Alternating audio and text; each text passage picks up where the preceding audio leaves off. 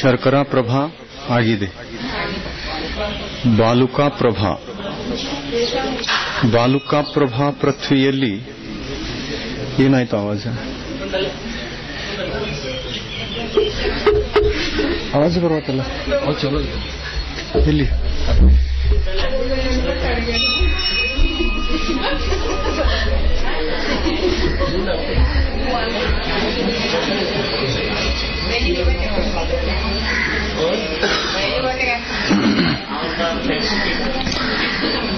ಬಾಲುಕಾ ಪ್ರಭಾ ಪೃಥ್ವಿಯಲ್ಲಿ ನಾರ್ಕಿ ಜೀವಿಗಳ ವ್ಯವಸ್ಥೆ.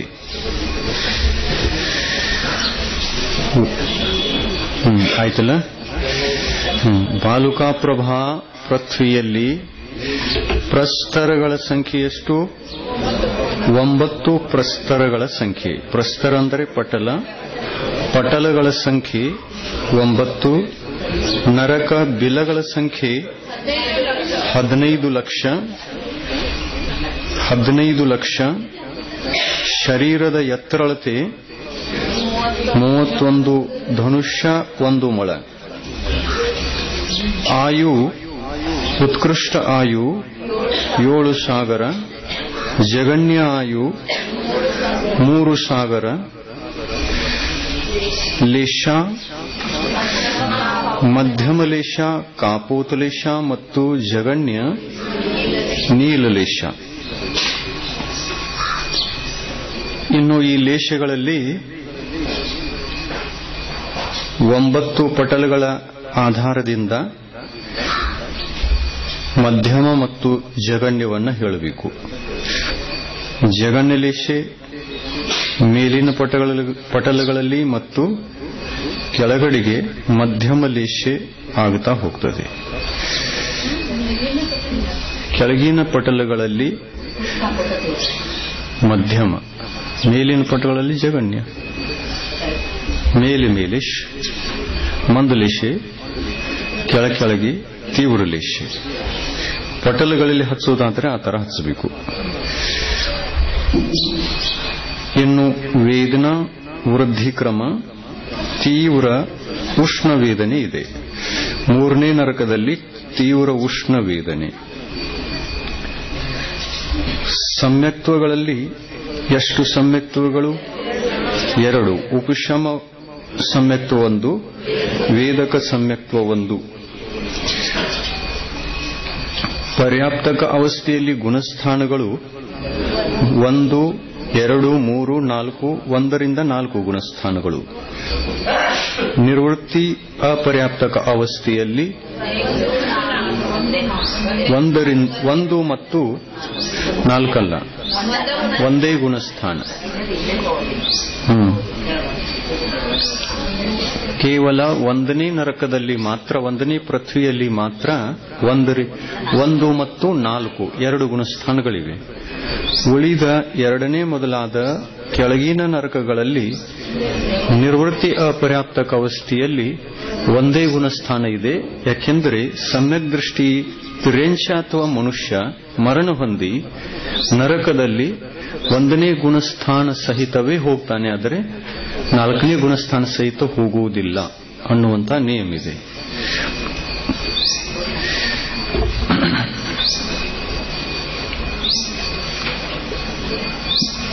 ಮೂರನೇ ನರಕದ ದಪ್ಪಳತೆ ಎಷ್ಟು?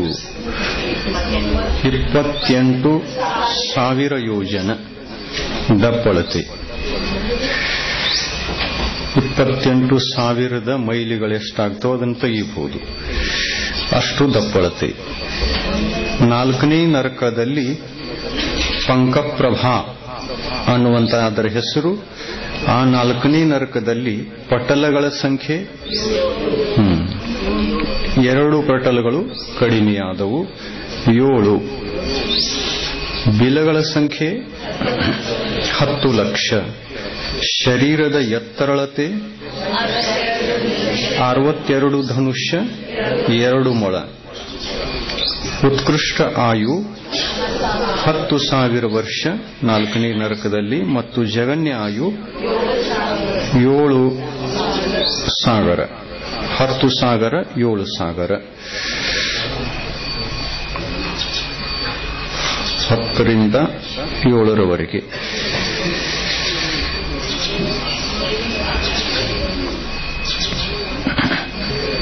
ಮಧ್ಯಮಾಯುಷ್ಯ ಆ ಪಟಲಗಳ ಅನುಸಾರವಾಗಿ ತಿಳ್ಕೊಳ್ಬೇಕು. ಉತ್ಕೃಷ್ಟ ಆಯುಷ್ಯಲ್ಲಿ 7ನೇ ಪಟಲದಲ್ಲಿ ಉತ್ಕೃಷ್ಟ ಇರಬೇಕು, ಮತ್ತು ಜಗನ್ಯ 1ನೇ ಪಟಲದಲ್ಲಿ, 7ರಲ್ಲಿಯ 1ನೇ ಪಟಲದಲ್ಲಿ ಜಗನ್ಯ ಆಯುಷ್ಯ 7,000 ವರ್ಷ. ಆಮೇಲೆ ಹೆಚ್ಚಾದಂತೆ ಅವೆಲ್ಲ ಮಧ್ಯಮ ಆಯುಷ್ಯಗಳು. ಉತ್ಕೃಷ್ಟ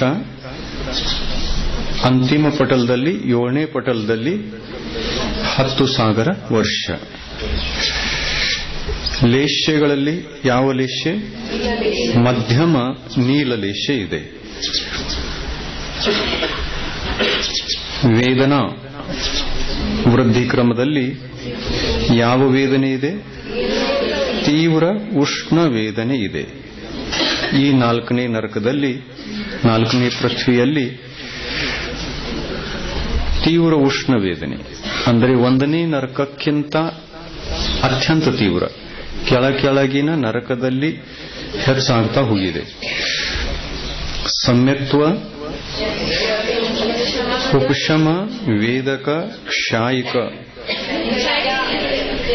ಈ 3ರಲ್ಲಿ 2. ಈ 3ರಲ್ಲಿ 2 ಸಮ್ಯಕ್ತುಗಳು. 1ನೇ ನರಕದಲ್ಲಿ 3 ಇದ್ರೆ ಆ 3ರಲ್ಲಿ ಕೆಳಗಿನ ಎಲ್ಲಾ ನರಕಗಳಲ್ಲಿ 2 ಸಮ್ಯಕ್ತುಗಳು ಮಾತ್ರ ಇವೆ.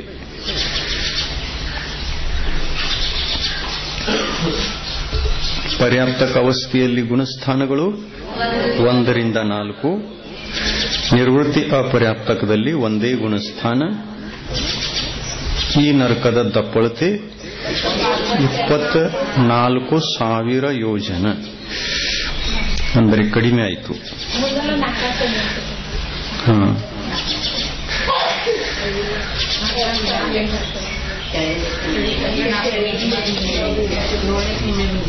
ಇನ್ನು 5ನೇ ಪೃಥ್ವಿಯಲ್ಲಿ ಧೂಮಪ್ರಭಾ ಇದರ ಹೆಸರು.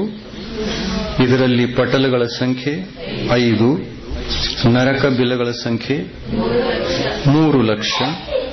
ಬಹಳ ಕಡಿಮೆ ಆಯಿತು. 3 ಲಕ್ಷ, 10ರಲ್ಲಿ 3 ಉಳಿದು.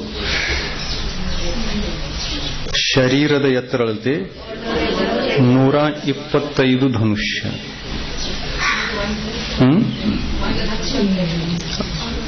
6 ಅಡಿ.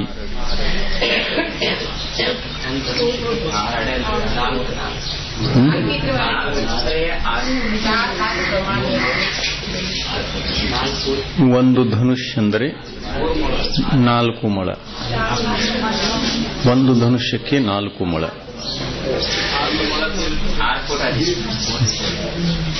6 ಫೂಟ್ ಆಗಬಹುದು. ಆತ್ಮಾಂಗುಲದಿಂದ ಅದನ್ನು ಅಳೆದರೆ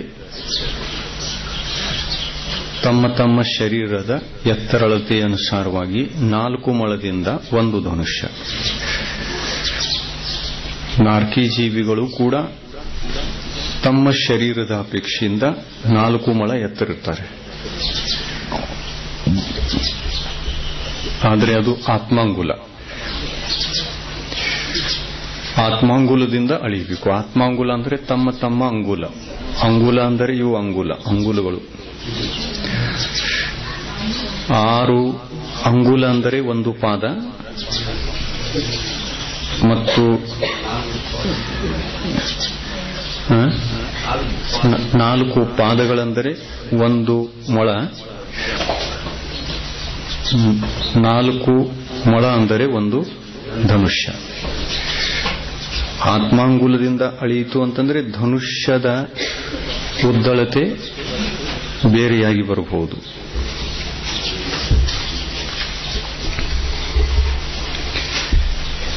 ಒಂದನೂರ 25 ಧನುಷ್ಯ ಎತ್ತರ ಶರೀರ 5ನೇ ನರಕದಲ್ಲಿ ನಾರ್ಕಿ ಜೀವಿಗಳಿಗೆ ಇದೆ.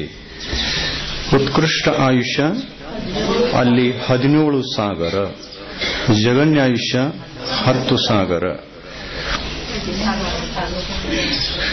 ಎಲ್ಲ ಒಂದೇ ಸಾಗರೋಪಮ. ಉಪಮೆಯಲ್ಲಿ ಹೇಳುವಂಥದ್ದು ಸಾಗರೋಪಮ. ಉತ್ಕೃಷ್ಟ ಲೇಷ ನೀಲ್ ಲೇಷ ಇದೆ, ಜಗನ್ಯ ಲೇಷ, ಕೃಷ್ಣ ಲೇಷ ಇದೆ. 5ನೇ ನರಕದಲ್ಲಿ ಜಗನ್ಯ ಲೇಷ ಕೃಷ್ಣ ಬಂತು. ಇನ್ನು ವೇದನಾ ಶೀತ ಉಷ್ಣ ಎರಡೂ ಇದೆ. ಎರಡು ಬೆರ್ತದ್ದು. ಮೇಲಿನ ಪಟಲಗಳಲ್ಲಿ ಶೀತ ಉಷ್ಣ ಇದೆ. ಕೆಳಗಿನ ಪಟಲಗಳಲ್ಲಿ ಶೀತ ಹೆಚ್ಚಾಗ್ತಾ ಹೋಗ್ತದೆ. ಎಷ್ಟು ಪಟಲಗಳಿವೆ?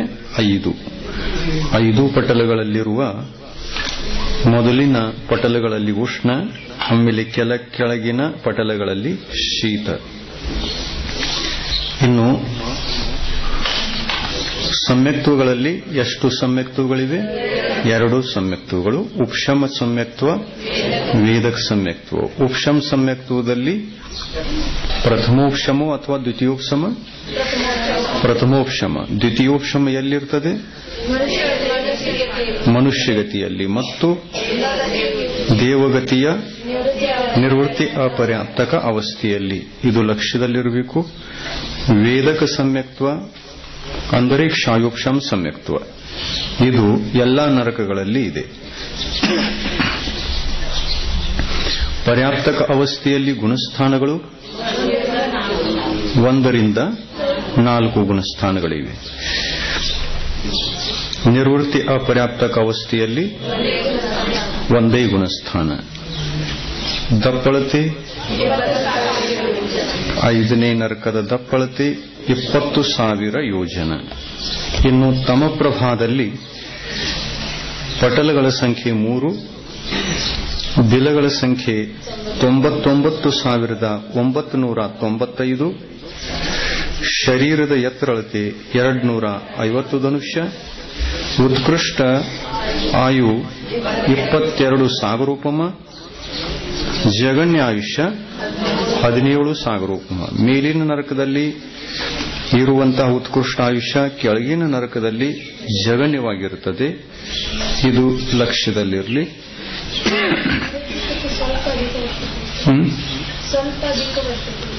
ಸ್ವಲ್ಪ ಅಧಿಕ ಬರ್ತದೆ,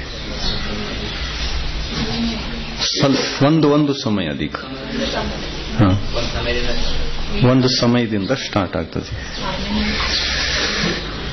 ಲೇಷ, ಮಧ್ಯಮ ಲೇಷ, ಕೃಷ್ಣ.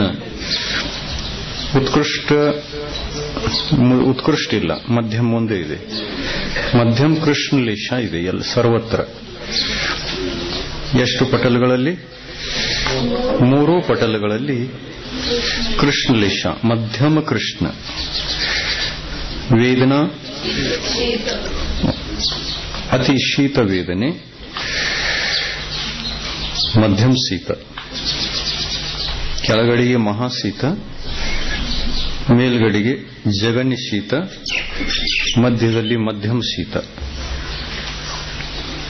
ಸಮ್ಯಕ್ತ್ವ ಎಷ್ಟು ಪ್ರಕಾರದ್ದು? 2 ಪ್ರಕಾರದ್ದು. ಗುಣಸ್ಥಾನಗಳು 1 ರಿಂದ 4.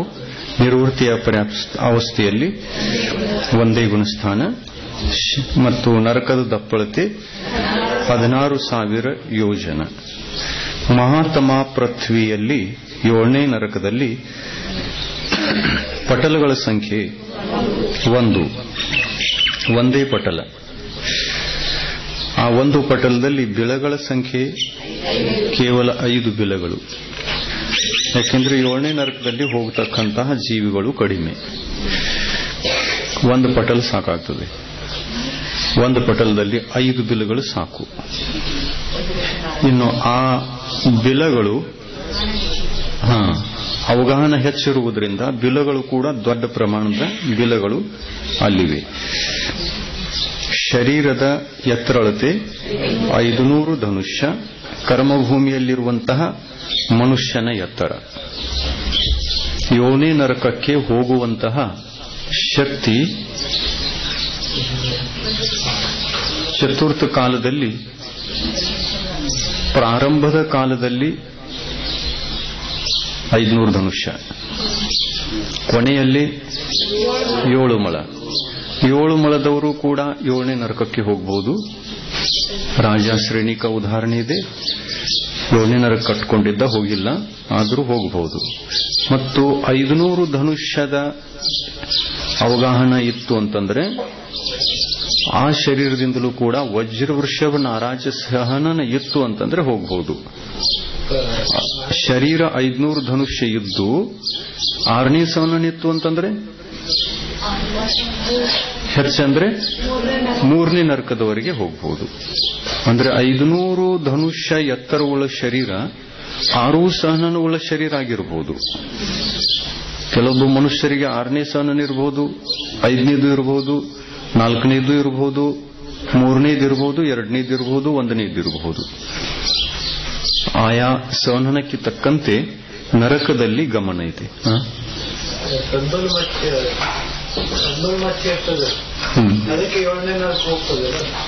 ತಂದುಲ್ ಮತ್ಸ್ಯ 7ನೇ ನರಕಕ್ಕೆ ಹೋಗ್ಬೋದು. ಅದು ಕೂಡ ಸೌನನ ವಜ್ರಋಷಭ್ ನಾರಾಜ ಸೌನನ ವಜ್ರಋಷಭ್. ಅದು ತಂದುಲ್ ಮತ್ಸ್ಯನೂ ಕೂಡ ಸೌಜ್ಞಿ ಪಂಚೇಂದ್ರಿಯ ಸಮೂರ್ಛನ ಪರ್ಯಾಪ್ತಕ ಜೀವ. ಸಮೂರ್ಛನ್ ಇದೆ, ಸೌಜ್ಞಿ ಪಂಚೇಂದ್ರಿಯ ಪರ್ಯಾಪ್ತಕ ಇದೆ, ಲಬ್ಧಿಯ ಪರ್ಯಾಪ್ತಕಲ್ಲ.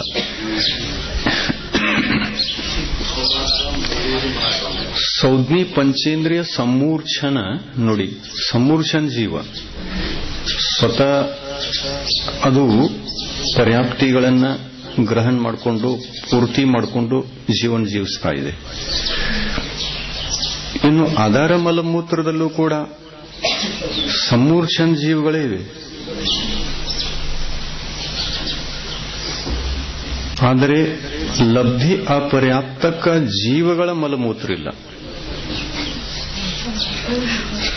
ಶರೀರ ಪೂರ್ಣವಾಗದೆ ಯಾವುದೇ ಜೀವಿಯ ಮಲಮೂತ್ರ ಹೊರಡುವುದಿಲ್ಲ. ಸಮೂರ್ಛನ ಪರ್ಯಾಪ್ತಕ ಜೀವಿಗಳ ಮಲಮೂತ್ರದಲ್ಲಿ ಲಬ್ಧಿ ಅಪರ್ಯಾಪ್ತಕ ಸಮೂರ್ಛನ ಜೀವಿಗಳು ಅದೇ ಜಾತಿಯ ಸಮೂರ್ಛನ ಜೀವಿಗಳು ಉತ್ಪನ್ನವಾಗಬಹುದು. ಮನುಷ್ಯರ ಶರೀರದಲ್ಲಿ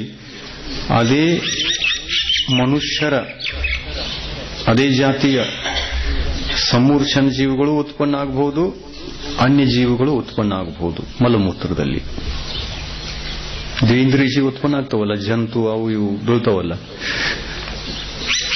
ದ್ವಿಂದ್ರಿಯ ಜೀವಿಗಳು ಉತ್ಪನ್ನ ಆಗ್ತವೆ. ಮತ್ತು ಮನುಷ್ಯರು ಕೂಡ ಉತ್ಪನ್ನ ಆಗಬಹುದು.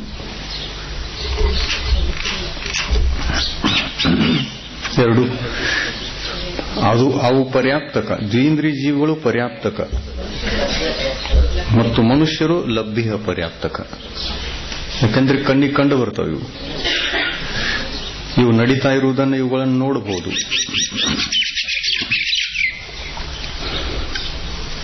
ಏಳನೇ ನರಕದಲ್ಲಿ ಒಂದೇ ಪಟಲ, ನರಕ ಬಿಲಗಳ ಸಂಖ್ಯೆ 5, ಆಮೇಲೆ ಶರೀರದ ಎತ್ತರಳತೆ 500 ಧನುಷ್ಯ, ಉತ್ಕೃಷ್ಟ ಆಯು 33,000 ಫುಲ್ ಸರ್ವಾಸಿದ್ಧಿಯಲ್ಲಿರುವಷ್ಟು ಆಯುಷ್ಯ ನರಕದಲ್ಲೂ ಇದೆ.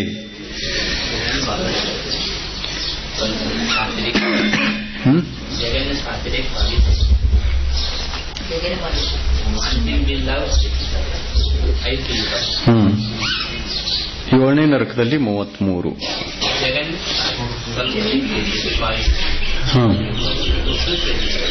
ಉತ್ಕೃಷ್ಟ 33, ಜಗನ್ಯ 22,000 ವರ್ಷ, ಉತ್ಕೃಷ್ಟ ಲೇಷೆ, ಕೃಷ್ಣ ಲೇಷೆ, ಉತ್ಕೃಷ್ಟ ಲೇಷೆ ಇದೆ. ಆಮೇಲೆ ವೇದನಾ ನಿಮಿತ್ತ ಏನಿದೆ? ಮಹಾಶೀತ ವೇದನೆ. ಸಮ್ಯಕ್ತ್ವದಲ್ಲಿ ಉಪಶಮ ಮತ್ತು ವೇದಕ ಎರಡೂ ಸಮ್ಯಕ್ತಗಳಿವೆ.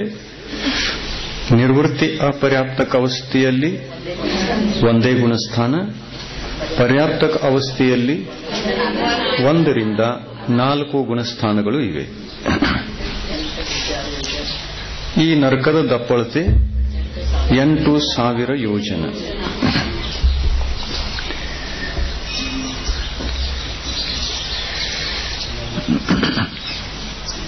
ಟಿಪ್ಪಣಿಯನ್ನು ಓದೋಣ. ಮೇಲಿನ ಲೇಷ್ಯ ಕ್ರಮವು ಸರ್ವಾರ್ಥ ಸಿದ್ಧಿ ಗ್ರಂಥದ ಅನುಸಾರವಾಗಿ ಇರುತ್ತದೆ. ಗೋಮಟ್ ಸಾರ, ಜೀವಕಾಂಡ ಮತ್ತು ಧವಲಾ ಸಿದ್ಧಾಂತದ ಅನುಸಾರವಾಗಿ ವಿಗ್ರಹ ಗತಿಯಲ್ಲಿ ದ್ರವ್ಯದಿಂದ ಶುಕ್ಲಲೇಷ್ಯ, ಅಪರ್ಯಾಪ್ತಕ ಅವಸ್ಥೆಯಲ್ಲಿ ದ್ರವ್ಯದಿಂದ ವಿಗ್ರಹ ಗತಿಯಲ್ಲಿ ದ್ರವ್ಯದಿಂದ ಶುಕ್ಲಲೇಷ್ಯ. ಕಾರ್ಮನ ಶರೀರ ಇದೆಯಲ್ಲ, ದ್ರವ್ಯದಿಂದ ಶುಕ್ಲಲೇಷ್ಯ ಕಾರ್ಮನ ಶರೀರಕ್ಕೆ.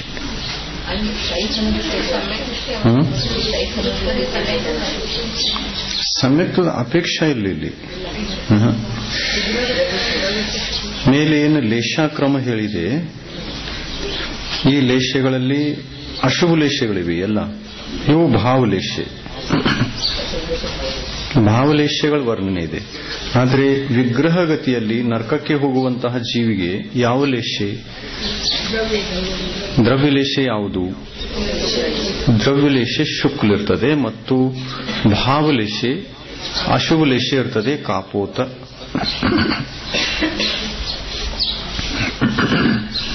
ಏಳನೇ ನರಕಕ್ಕೆ ಹೋಗುವಂತಹ ಜೀವಿಗೆ ಭಾವಲೇಷ್ಯ ವಿಗ್ರಹಗತಿಯಲ್ಲಿ ಯಾವುದು? ಕೃಷ್ಣಲೇಷ್ಯ. 1ನೇ ನರಕದಲ್ಲಿ ಜನ್ಮ ತಾಳುವಾಗ ಆವಾಜ್ ಹೊಡಿಕೈತಪ್ಪ ಇದ.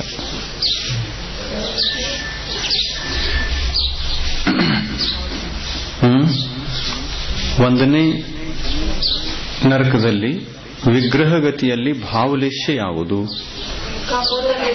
ನರಕದಲ್ಲಿರುವಂತಹ ಲೇಷ್ಯ ವಿಗ್ರಹಗತಿಯಲ್ಲಿ ಇರ್ತದೆ. ಆಮೇಲೆ ದ್ರವ್ಯಲೇಷ್ಯ ಯಾವುದಿರ್ತದೆ? ಶುಕ್ಲಲೇಷ್ಯ. ಅಂದ್ರೆ ಪ್ರತಿಯೊಂದು ನರಕದಲ್ಲಿ ಹೋಗುವಾಗ ವಿಗ್ರಹ ಗತಿಯಲ್ಲಿ ದ್ರವ್ಯಲೇಶಿ ಇರೋದು ಶುಕ್ಲ, ಭಾವಲೇಶಿ ಇರೋದು ಆಯಾ ನರಕದಲ್ಲಿ ಜನ್ಮ ತಾಳತಕ್ಕಂತಹ ಲೇಶಿ.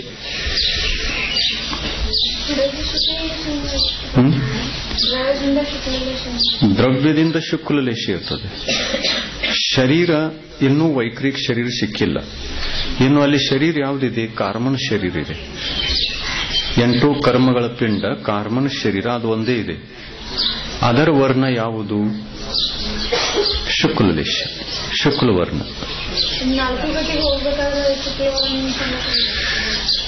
ಹಾ, ಶುಕ್ಲೇಶ ಇರ್ಬೋದು. ಕಾರ್ಮನ್ ಶರೀರದ ವರ್ಣ ಶುಕ್ಲ.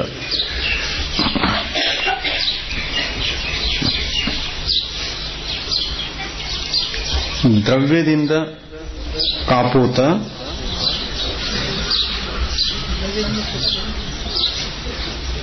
ದ್ರವ್ಯದಿಂದ ಕಾಪೂತ ಹಾಗೂ ಅಪರ್ಯಾಪ್ತಕ ಅವಸ್ಥೆಯಲ್ಲಿ ದ್ರವ್ಯದಿಂದ ಕಾಪೂತ, ಅಪರ್ಯಾಪ್ತ ಮಿಶ್ರ ಅವಸ್ಥೆಯಲ್ಲಿ ಅಲ್ಲಿ ಹೋದಾಗ ಕಾಪೋತಲೇಶೆ ದ್ರವ್ಯದಿಂದ, ಹಾಗೂ ಪರ್ಯಾಪ್ತಕ ಅವಸ್ಥೆಯಲ್ಲಿ ದ್ರವ್ಯದಿಂದ ಕೃಷ್ಣಲೇಶೆ ಇರುತ್ತದೆ. ಪರ್ಯಾಪ್ತಿ ಪೂರ್ಣ ಆಯಿತು ಅಂತಂದ್ರೆ ನಾರ್ಕಿ ಜೀವಿಗಳ ಶರೀರ ಅತ್ಯಂತ ಕಪ್ಪು ವರ್ಣ, ಕೊಳಸೆ ಇದ್ದ ಹಾಗೆ. ಇದ್ದಲಿ ಎಷ್ಟು ಕಪ್ಪಿರ್ತಾರೆ, ಕಂಬಿದೆಯಲ್ಲ ಅಷ್ಟು ಕಪ್ಪು. ನಾಲ್ಕೇ ಜೀವಿಗಳೆಲ್ಲ ಕಪ್ಪು ದ್ರವ್ಯಲೇಶಿಯಿಂದ ಪರ್ಯಾಪ್ತಕ ಅವಸ್ಥೆಯಲ್ಲಿ. ಯಾರೊಬ್ಬರು ಕೂಡ ಬಿಳಿ ವರ್ಣದವರು ಅಥವಾ ಅನ್ಯ ವರ್ಣದವರು ಸಿಗುವುದಿಲ್ಲ. ಏಕ್ದಮ್ ಕಪ್ಪು, ಕತ್ಲೊಂದು. ನರಕದಲ್ಲಿ ಬೆಳಕಿಲ್ಲ.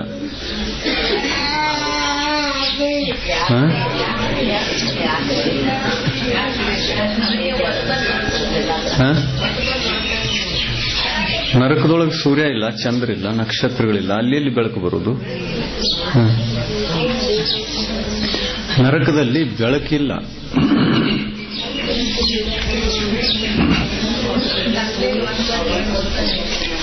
ನರಕದಲ್ಲಿ ಬೆಳಕಿಲ್ಲ.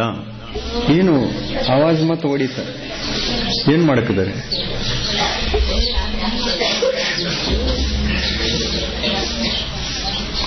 ನರಕದಲ್ಲಿ ಬೆಳಕಿಲ್ಲ.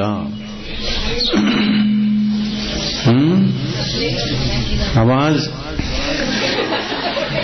ಏನ್ ಮಾಡ್ಕದಿರಿ ಕೂತ್ಕೊಂಡು? ಒಂದ್ಸಲ ಇಟ್ಟು ಬಿಡ್ರಲ್ಲ.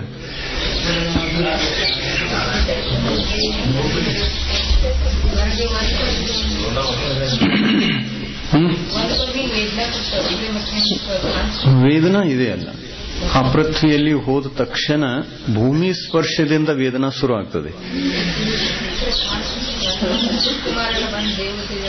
ಆಮೇಲೆ ಅಸುರ ಕುಮಾರ ದೇವತೆಗಳು 3ನೇ ನರಕದವರೆಗೆ ಮಾತ್ರ ಹೋಗಿ ನಾರ್ಕಿ ಜೀವಿಗಳಿಗೆ ದುಃಖ ಕೊಡ್ತಾರೆ. 3ನೇ ನರಕದವರೆಗೆ.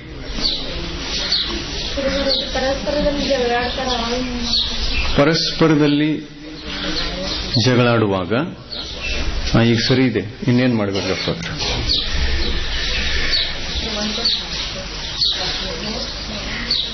ಪರಸ್ಪರದಲ್ಲಿ ಜಗಳಾಡುವಾಗಲೂ ದುಃಖ ಇರ್ತದೆ. ಅವಧಿ ಜ್ಞಾನದಿಂದ ನೋಡ್ತಾರ ಅವರು.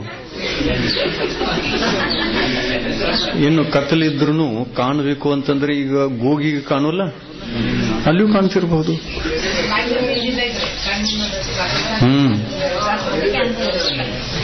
ಪ್ರಾಕೃತಿಕ್ ಕಾಣುವಾಗ ಏನ್ರ ಇರಬೇಕಲ್ಲ. ಅವಧಿ ಜ್ಞಾನ ಇದೆ.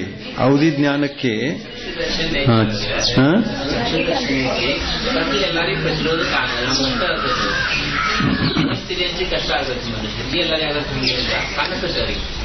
ಬೆಕ್ಕಿಗೆ, ಗೂಗಿಗೆ ಕತ್ಲಿ ಒಳಗೆ ಏನಿದೆ ಕಾಣ್ತದೆ, ಅವು ಕಾಣುವಷ್ಟು ಶಕ್ತಿ ಇದೆ ಕಣ್ಣಲ್ಲಿ. ಗೋಗಿ ಕಾಣ್ತದೆ.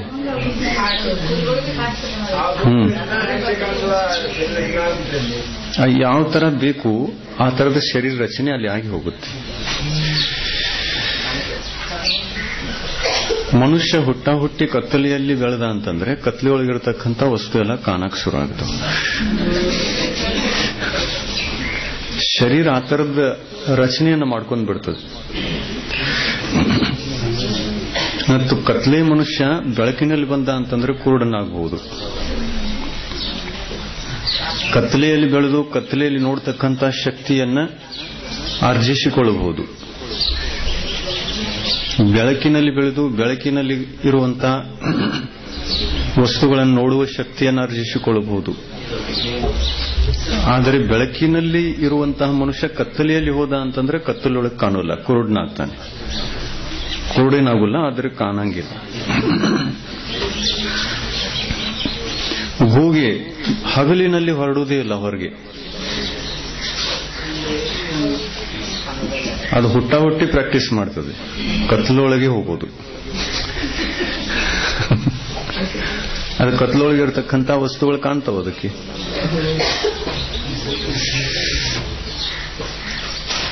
ಆಹಾರ ನರಕಗತಿಯಲ್ಲಿ ಮತ್ತೇನಿತ್ತು? ದ್ರವ್ಯದಿಂದ ಕೃಷ್ಣ ಲೇಷ್ಯ ಇರುತ್ತದೆ ಹಾಗೂ ಭಾವದಿಂದ ಅಶುಭ 3 ಲೇಷ್ಯಗಳು ಇರುತ್ತವೆ. ಆಹಾರದಲ್ಲಿ ಎಂತಹ ಆಹಾರ ಅವರಿಗಿದೆ? ಅತಿ ಶೀತ ಮತ್ತು ಅತಿ ತೀಕ್ಷ್ಣ ಮತ್ತು ಕಹಿಯಾದ ಮಣ್ಣನ್ನು ಚಿರಕಾಲದವರೆಗೆ ನಾರ್ಕಿ ಜೀವಿಗಳು ಸೇವಿಸುತ್ತವೆ. ಅದು ಅತಿ ದುರ್ಗಂಧಮಯವೂ ಗ್ಲಾನಿಯುಕ್ತವೂ ಆಗಿರುತ್ತದೆ. ತಿಲೋಪನ್ನತಿಯಲ್ಲಿ ಇದರ ಬಗ್ಗೆ ಹೇಳಿದ್ದಾರೆ. ಎಂತಹ ಆಹಾರ? ಅತ್ಯಂತ ತೀಕ್ಷ್ಣ ಮತ್ತು ಅತ್ಯಂತ ದುರ್ಗಂಧ. ವಾಸನೆ ನೋಡಿದರೆ ಅತ್ಯಂತ ದುರ್ಗಂಧ ವಾಸನೆ, ಮತ್ತು ಅದನ್ನು ತಿನ್ನಬೇಕು. ಮತ್ತು ಕಹಿ ಆಗಿರ್ತದೆ, ಅತ್ಯಂತ ಕಹಿ, ವಿಷದ ಹಾಗೆ. ಅಂತ ಆಹಾರವನ್ನು ಸೇವಿಸಿದರೂ ಕೂಡ, ಅಂದರೆ ಅವರ ಆಹಾರ ಯಾವುದು? ಕರ್ಮಾಹಾರ. ನಾರ್ಕಿ ಜೀವಿಗಳಿಗೆ ಕರ್ಮಾಹಾರ, ಕೌಲಾಹಾರ ಇಲ್ಲ, ಕರ್ಮಾಹಾರ. ಅಂದರೆ ಇಂಥ ಆಹಾರ ಸಿಗುವುದು ಅಂತಂದ್ರೆ ಪಾಪ ಕರ್ಮದ ಫಲವನ್ನ ಅನುಭವಿಸುವುದಕ್ಕಾಗಿ ಇಂತಹ ಆಹಾರ ಸಿಗೋದು ಕರ್ಮಾಹಾರ. ತೀರ್ಥಂಕರ ಪ್ರಕೃತಿಯನ್ನ ಕಟ್ಟಿಕೊಂಡು ಹೋಗಿದ್ದರೂ ಸತ್ವದಲ್ಲಿ ತೀರ್ಥಂಕರ ಪ್ರಕೃತಿ ಇದೆ. 3 ಲೋಕಕ್ಕೆ ಪೂಜ್ಯನಾಗತಕ್ಕಂತಹ ಶಕ್ತಿಯುಳ್ಳ ಜೀವ ಅಂತ ಆಹಾರವನ್ನು ಸೇವಿಸಬೇಕು. ಇದು ಪಾಪ ಕರ್ಮದ ಫಲ. ಏನು ಮಾಡಿರುವ ಫಲ?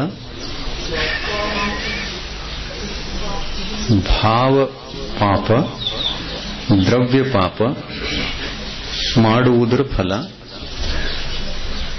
ಮತ್ತು ಹೊರಗಡೆಗೆ ಯಾವ ಪಾಪವನ್ನು ಮಾಡದಿದ್ದರೂ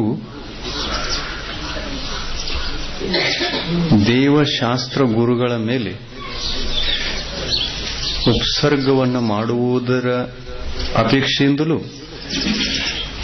ಈ ನರಕಾಯು ಕಟ್ಟಬಹುದು.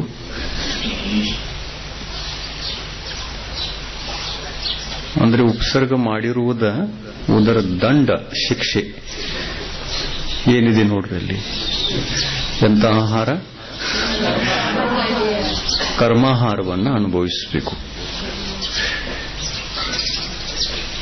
ಪಶ್ಚಾತ್ತಾಪ ಆಯಿತು ಅಂತಂದ್ರೆ ಏನು ಅಡ್ಡಿ ಇಲ್ಲ, ಕಳ್ಕೋಬಹುದು ಅದನ್ನು. ಆದರೆ ರಾಜ ಶ್ರೇಣಿಕನ ಹಾಗೆ ಕೊನೆಗೆ ಕ್ಷಮಾ ಬೇಡಿದು ಅಥವಾ ಇಲ್ಲ, ಅದಕ್ಕೆ ಅದು ಕಳೀತು. ಕ್ಷಮಾ ಬೇಡಲಿಲ್ಲ ಅಂತಂದ್ರೆ ವಜ್ರಲೇಪ ಹಾಗೆ ಉಳಿತದೆ. ಕ್ಷಮಾ ಬೇಡಿದ್ದಕ್ಕೆ ಮತ್ತು ಪರಿಣಾಮಗಳನ್ನ ವಿಶುದ್ಧ ಮಾಡಿಕೊಳ್ಳುವ ಕಾರಣ 33,000 ಇದ್ದದ್ದು 84,000 ತನಕ ಬಂತು.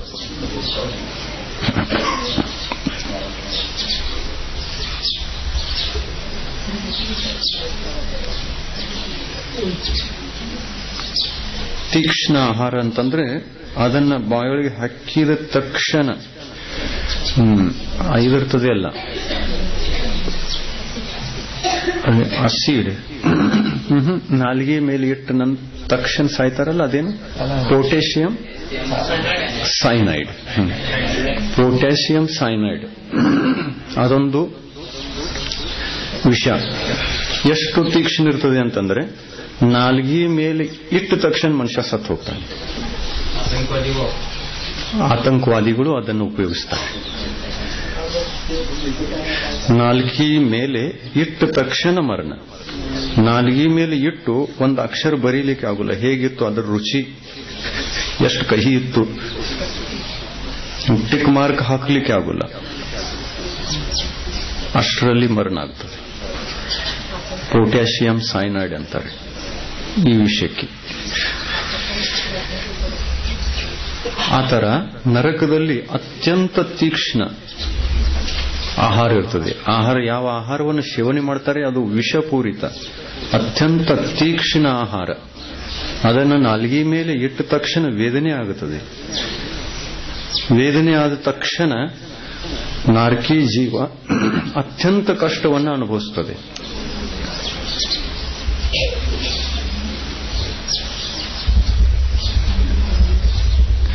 ಇದು ದುಃಖ, ಆಹಾರ ಸಂಬಂಧಿ ದುಃಖ.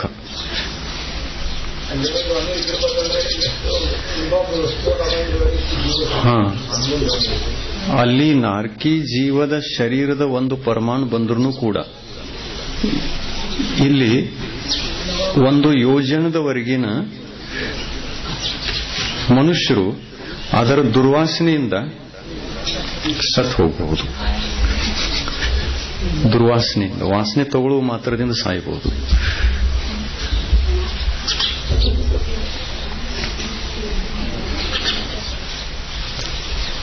ಶರೀರ ದುಃಖ ಎಂಥದಿದೆ ನೋಡಿ.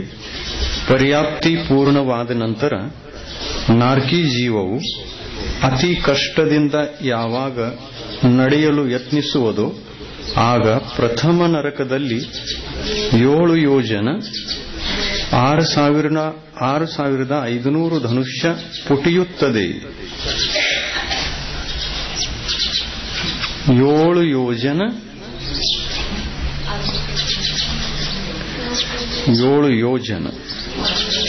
6,500 ಧನುಷ್ಯ ಪುಟಿಯುತ್ತದೆ.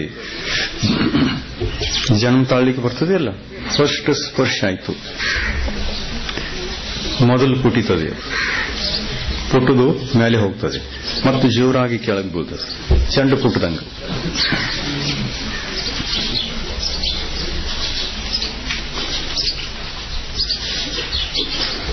ಮುಂದಿನ ನರಕಗಳಲ್ಲಿ ಪುಟಿಯುವ ಪ್ರಮಾಣವು 2 ಪಟ್ಟು ಹೆಚ್ಚಿಗೆ ಆಗುತ್ತದೆ. ಕೆಳಗಿನ ನರಕದಲ್ಲಿ ಪುಟಿಯುವಂತ ಶಕ್ತಿ ಡಬಲ್ ಆಗ್ತದ ಹೋಗ್ತದೆ. ಯಾಕೆಂದ್ರೆ ಎಷ್ಟು ಕೆಳಗೆ ಬೀಳ್ತದೆ ಅಷ್ಟು ಜಾಸ್ತಿ ಪುಟಿಯುವುದು.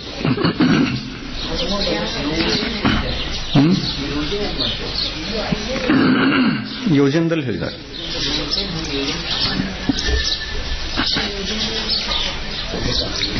ಏಳು ಯೋಜನ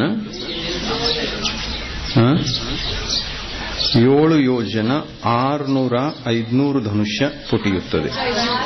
6,500 ಧನುಷ್ಯ ಪುಟಿಯುತ್ತದೆ. ಯೋಜನದೊಳಗೆ ಹೇಳಿದ್ದಾರೆ.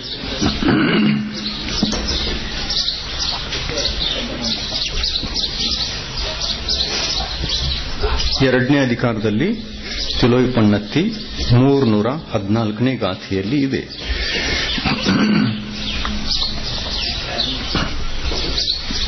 ಇನ್ನು ಕ್ಷೇತ್ರ ದುಃಖ ಯಾವ ತರ ಇದೆ ನೋಡಿ. ನರಕ ಬಿಲಗಳ ಮಣ್ಣು ಹಾಗೂ ಶರೀರ ಅತ್ಯಂತ ದುರ್ಗಂಧಯುಕ್ತವು ಮತ್ತು ಬಿಲಗಳು ಅತ್ಯಂತ ಅಂಧಕಾರಮಯವೂ ಆಗಿರುತ್ತವೆ. ಯಾವ ಬಿಲದಲ್ಲಿ ಜನ್ಮ ತಾಳ್ತವೆ ನಾರ್ಕಿ ಜೀವಿಗಳು? ಅತ್ಯಂತ ಕತ್ತಲೆಯಲ್ಲಿ. ಮಧ್ಯಲೋಕದಲ್ಲಿ ಅಮಾವಾಸ್ಯೆ ಕತ್ತಲೆಯ ದಿನ ಸ್ವಲ್ಪ ಆದರೂ ಕಾಣ್ತದೆ ದಾರಿ. ಯಾಕಂದ್ರೆ ಆಕಾಶದಲ್ಲಿ ನಕ್ಷತ್ರಗಳಿವೆ, ತಾರಕಗಳಿವೆ, ಅವುಗಳ ಪ್ರಕಾಶ ಕೆಳಗೆ ಬರ್ತದೆ. ಅಷ್ಟಾದರೂ ಪ್ರಕಾಶ ಇರ್ತದೆ ಇಲ್ಲಿ. ಅವು ಇರಲಿಲ್ಲ ಅಂತಂದ್ರೆ ಭಯಂಕರ ಕತ್ಲೆ ಆಗಬಹುದು. ಅವು ಇರಲಿಲ್ಲ ಅಂತಂದ್ರೆ ಅದಕ್ಕಿಂತ ಜಾಸ್ತಿ ಕತ್ತಲೆ. ಬ್ಲ್ಯಾಕ್ ಹೋಲ್, ಬ್ಲ್ಯಾಕ್ ಹೋಲ್ ತೋರಿಸ್ತಾರಲ್ಲ ಈಗ ಇದರೊಳಗೆ ಟಿವಿನಲ್ಲಿ, ನ್ಯಾಷನಲ್ ಜಾಗ್ರಫಿನಲ್ಲಿ ಬ್ಲ್ಯಾಕ್ ಹೋಲ್ ಅಂತೆ ಕತ್ತಲೆ. ಪ್ರಯೋಗ ಮಾಡಿ ತೋರಿಸ್ತಿದ್ರು ಅವರು. ಬ್ಯಾಟ್ರಿಯ ಪ್ರಕಾಶವನ್ನು ಬಿಡ್ತು ಅಂತಂದ್ರೆ ಆ ಪ್ರಕಾಶನ್ನ ಬ್ಲ್ಯಾಕ್ ಹೋಲ್ ಜಗ್ತದೆ ಅಂತ, ಡೊಂಕ್ ಆಗ್ತದೆ. ಇಲ್ಲಿ ಬ್ಲ್ಯಾಕ್ ಹೋಲ್ ಇದೆ, ಇಲ್ಲಿ ಪ್ರಕಾಶವನ್ನು ಬಿಟ್ರಿ ಅಂತಂದ್ರೆ ಅದು ಜಕ್ಕೋಳ್ತದೆ. ಅದು ಆ ಪ್ರಕಾಶ ಡೊಂಕ್ ಆಗಿಬಿಡ್ತದೆ. ಈ ತರ ಅಷ್ಟು ಶಕ್ತಿ ಕತ್ಲಲ್ಲೂ ಇದೆ.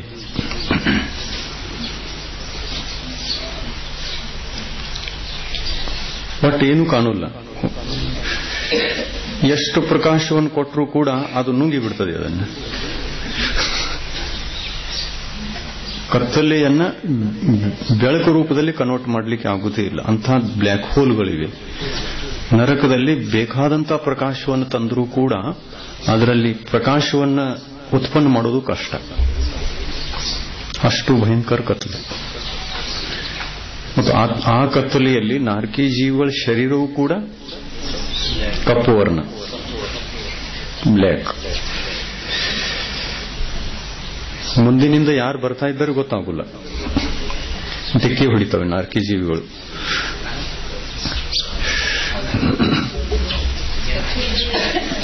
ಅವಧಿ ಜ್ಞಾನ ಹಚ್ಚಿದ್ರೆ ಕಾಣೋದು, ಹಚ್ಚಲಿಲ್ಲ ಅಂತಂದ್ರೆ ಹಾಯೋದಲ್ಲ ಹೋಗಿ.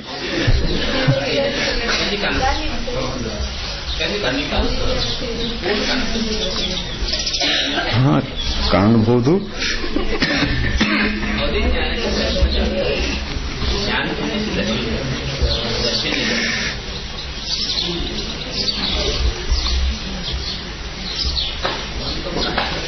ನರಕ ಬಿಲಗಳ ಮಣ್ಣು ಹಾಗೂ ಶರೀರ ಅತ್ಯಂತ ದುರ್ಗಂಧಮಯವೂ ಮತ್ತು ಬಿಲಗಳು ಅತ್ಯಂತ ಅಂಧಕಾರಮಯವೂ ಆಗಿರುತ್ತವೆ. ಮೂರನೆಯ ಪೃಥ್ವಿಯವರೆಗೆ ಕೇವಲ ಅಂಬಾರಿಷ ಜಾತಿಯ ಅಸುರ ದೇವರು ಹೋಗಿ ಪೂರ್ವ ವೈರವನ್ನು ಸ್ಮರಣೆಗೆ ತಂದುಕೊಟ್ಟು ನಾರ್ಕಿ ಜೀವಿಗಳನ್ನು ಪರಸ್ಪರವಾಗಿ ಕಾದಾಡಿಸಿ ಅವುಗಳನ್ನು ನೋಡಿ ಸಂತೋಷ ಪಡುತ್ತಾನೆ. ಅಸುರ ಕುಮಾರ ದೇವ. ಇಂತಹ ಎಷ್ಟೋ ದೇವತೆಗಳಲ್ಲಿರ್ತಾರೆ, ಅಸುರ ಜಾತಿಯ ದೇವತೆಗಳು. ಮೂರನೇ ನರಕದವರೆಗೆ, 1ನೇ 2ನೇ 3ನೇ ನರಕದವರೆಗೆ ಈ ದೇವತೆಗಳ ಸಮುದಾಯ ಹೋಗಿ ಆ ನಾರ್ಕಿ ಜೀವಿಗಳಿಗೆ ದುಃಖವನ್ನ ಕೊಡ್ತಾರೆ. ಎಂಥ ದುಃಖ? ಹಿಂದಿನ ಭವದ ಸ್ಮರಣೆಯನ್ನ ತಂದುಕೊಟ್ಟು, ವೈರದ ಸ್ಮರಣೆಯನ್ನ ತಂದುಕೊಟ್ಟು, ದುರ್ಗಂಧಮಯವಾದ ಅಶುಭ ವೈಕ್ರಿಕ ಶರೀರದಲ್ಲಿ ಅವೇ ಅಶುಭ ಪರಮಾಣುಗಳಿಂದ ನಿರ್ಮಿತ ಮಾಂಸ, ಮಲಮೂತ್ರ, ಕೀವು ಮೊದಲಾದವುಗಳು ಇರುತ್ತವೆ. ದೇವ ಮತ್ತು ನಾರ್ಕಿ ಜೀವಗಳಿಗೆ ಗಡ್ಡ, ಮೀಸೆ ಇತ್ಯಾದಿ ಇರುವುದಿಲ್ಲ. ಏನೂ ಇರುವುದಿಲ್ಲ. ಬೋಧಪಾಹುಡ ಟೀಕಾ 32ರಲ್ಲಿ ಹೇಳಿದ್ದಾರೆ, ಗಡ್ಡ ಮೀಸೆಗಳು ಇರುವುದಿಲ್ಲ. ನಾರ್ಕಿ ಜೀವದ ಶರೀರದಲ್ಲಿ ನಿಗೋದಿ ಜೀವಗಳು ಇರುವುದಿಲ್ಲ. ನಿಗೋದಿ ಜೀವರಹಿತ ಶರೀರ. ಯಾಕಂದ್ರೆ ನಿಗೋದಿ ಜೀವಗಳು ವೈಕ್ರಿಕ ಶರೀರದಲ್ಲಿ ಹುಟ್ಟುವಂತಹ ಯೋನಿಸ್ಥಾನ ಅಲ್ಲಿಲ್ಲ. ದೇವ ಶರೀರದಲ್ಲೂ ಕೂಡ ಇಲ್ಲ, ಆಹಾರಕ ಶರೀರದಲ್ಲಿಲ್ಲ, ಮತ್ತು ನಾರ್ಕಿ ಜೀವಿಗಳ ವೈಕ್ರಿಕ ಶರೀರದಲ್ಲಿಯೂ ಕೂಡ ಇಲ್ಲ. ಹಾ ಪರಂ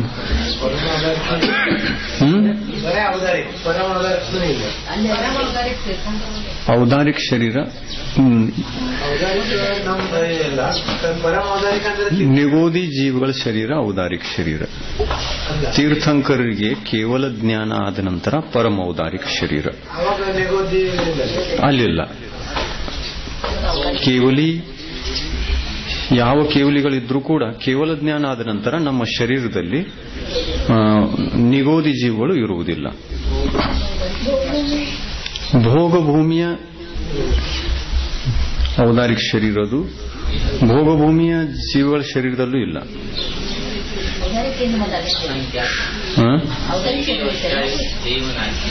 ಅಸಂಖ್ಯಾತ ವರ್ಷಾಯುಷ್ಕವುಳ್ಳ ದೇವ, ನಾರ್ಕಿ, ದೇವ, ಔದಾರಿಕ ಪರಮೌದಾರಿಕ ಶರೀರ ಮತ್ತು ಆಹಾರಕ ಶರೀರ, ತೈಜಸ್ ಶರೀರ,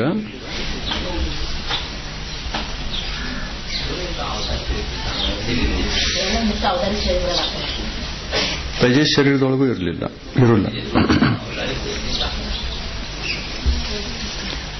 ನಾರ್ಕಿ ಜೀವದ ಶರೀರದಲ್ಲಿ ನಿಗೋದಿ ಜೀವಿಗಳು ಇರುವುದಿಲ್ಲ. ನಾರ್ಕಿ ಜೀವಗಳಿಗೆ ಅಪೃಥಕ್ ವಿಕ್ರಿಯೆ ಇರುತ್ತದೆ, ಪೃಥಕ್ ವಿಕ್ರಿಯೆ ಇರುವುದಿಲ್ಲ.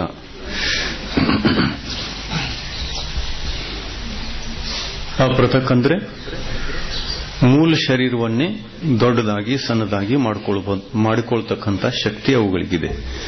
ಆದರೆ ಒಂದು ಶರೀರನ ಅನೇಕ ಶರೀರ ರೂಪದಲ್ಲಿ ಮಾಡಿಕೊಳ್ಳಲಿಕ್ಕೆ ಶಕ್ತಿ ಇಲ್ಲ. ದೇವತೆಗಳಿಗೆ ಇದೆ, ಆದರೆ ನಾರ್ಕಿ ಜೀವಿಗಳಿಗೆ ಇಲ್ಲ. ದೇವತೆಗಳು ಸಮೋಷಣದಲ್ಲಿ ಬರಬೇಕಾದರೆ ಎಲ್ಲಾ ಪ್ರಕಾರದ ದೇವತೆಗಳು ಭವನವಾಸಿ, ವ್ಯಂತರ್ವಾಸಿ, ಜ್ಯೋತಿಷ್ವಾಸಿ, ಕಲ್ಪವಾಸಿ 8 ಸಭೆಗಳಲ್ಲಿ ಬರುವಂತಹ ದೇವತೆಗಳು ಮೂಲ ಶರೀರದಿಂದ ಯಾರೂ ಬರುವುದೇ ಇಲ್ಲ, ಉತ್ತರ ಶರೀರದಿಂದ ಬರ್ತಾರೆ. ಹಾಗೆ ನಾರ್ಕಿ ಜೀವಿಗಳು ಸಮೂಹರಣದಲ್ಲಿ ಬರಬಹುದಾಗಿತ್ತು ವಿಕ್ರಿಯಾಶಕ್ತಿಯಿಂದ ದೇವತೆಗಳು ಬರುವ ಹಾಗೆ. ಆದರೆ ಅವರಿಗೆ ಪೃಥಕ್ ವಿಕ್ರಿಯೆ ಇಲ್ಲ.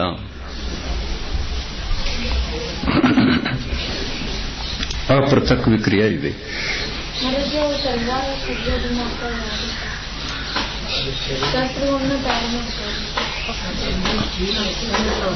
ಅವು ಅಸುರ್ ಕುಮಾರ್ ಆಗಿ ಆ ತರ ಕೂತ್ಕೋಬಹುದು ದುಃಖ ಕೊಡುವ ಉದ್ದೇಶದಿಂದ.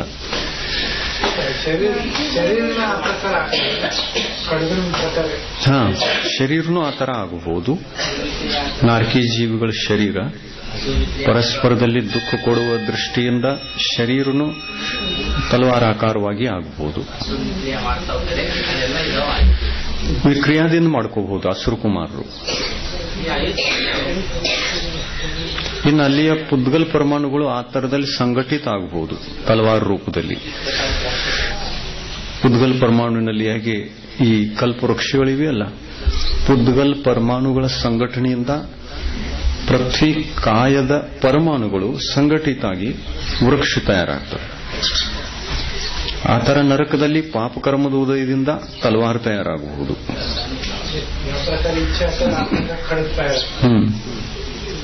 ಪಾಪದ ಫಲವನ್ನ ಭೋಗಿಸುವುದಿತ್ತು ಅಂತಂದ್ರೆ ಅದು ತಯಾರಾಗಿ ಆಗುತ್ತೆ. ದಾರಿಯನ್ನು ನಡೆಯುವಾಗ ನಮಗೆ ಮುಳು ಚುಚ್ಚುತ್ತದೆ, ಎಷ್ಟು ನೋಡಿ ನಡೆದ್ರೂ ಚುಚ್ಚಿರ್ತದೆ. ಇದೇನು ಪಾಪಕರ್ಮದ ಉದಯ. ಇನ್ನು ನರಕದಲ್ಲಿ ಇಷ್ಟೇ ವ್ಯತ್ಯಾಸ. ಪಾಪಕರ್ಮದ ಉದಯ ಭಯಂಕರ ಇರುವುದರಿಂದ ಎಲ್ಲಿ ಹೆಜ್ಜೆ ಇಟ್ಟರೂ ತಲವಾರು ತಯಾರಾಗಬಹುದು.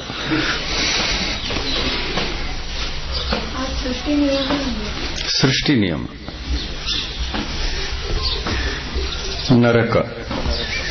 ನರಕದ ಶ್ರೇಣಿಬದ್ಧಗಳು ನರಕವೆನಿಸುತ್ತವೆ. ಅಂದರೆ ಶ್ರೇಣಿಬದ್ಧ ಪ್ರಕೀರ್ಣಕ, ಇಂದ್ರಕ, ಶ್ರೇಣಿಬದ್ಧ ಮತ್ತು ಪ್ರಕೀರ್ಣಕ 3 ಭೇದಗಳಿವೆ ಬಿಲಗಳಲ್ಲಿ. ಅವುಗಳಲ್ಲಿ ನರಕದ ಶ್ರೇಣಿಬದ್ಧಗಳು ನರಕವೆನಿಸುತ್ತವೆ. ಶ್ರೇಣಿಬದ್ಧೇನಿವೆ ಅವು ನರಕ. ಅಂದರೆ ಒಂದು ರಾಜು ಪ್ರಮಾಣ ಯಾವ ಒಂದು ಪಟಲ್ ಇದೆ, ಅದರಲ್ಲಿ ಸೆಂಟರ್ದಲ್ಲಿ ಒಂದು ಯಾವ ಬಿಲ್ ಇರ್ತದೆ, ಅದು ಇಂದ್ರಕ ಬಿಲ್ಲ ಶಂಟರದಲ್ಲಿ, ಚೌಕಾಕಾರದ ಒಂದು ಶಂಟರಿನಲ್ಲಿ, ಅದು ಇಂದ್ರಕ ಬಿಲ್ಲ. ಆಮೇಲೆ ಅದರಿಂದ ಲೈನ್ ಆಗಿ ಪೂರ್ವ, ಪಶ್ಚಿಮ, ದಕ್ಷಿಣ, ಉತ್ತರ, ಆಗ್ನೇಯ, ನೈಋತ್ಯ, ವಾಯವ್ಯ, ಈಶಾನ್ಯ, ಈ ತರ ಒಂದು ವೇಳೆ ಅವು ಕ್ರಮದಿಂದಿದ್ರೆ ಅವು ಶ್ರೇಣಿಬದ್ಧ.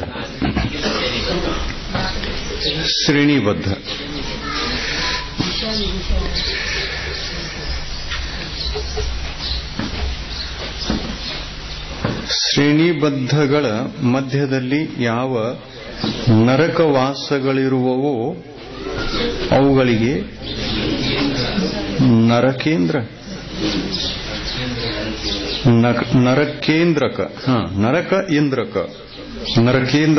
ಎನ್ನುತ್ತಾರೆ.